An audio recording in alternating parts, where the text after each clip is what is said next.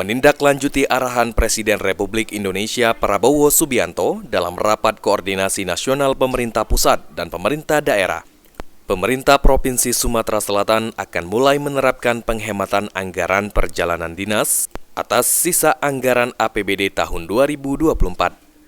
Untuk itu, Edward Chandra, Sekretaris Daerah Provinsi Sumatera Selatan, menghimbau kepada seluruh organisasi perangkat daerah atau OPD di lingkungan pemerintah Provinsi Sumatera Selatan untuk menggunakan anggaran secara efektif, khususnya anggaran perjalanan dinas dengan menghilangkan perjalanan dinas yang tidak terlalu penting, dengan memperhatikan target kinerja yang ingin dicapai.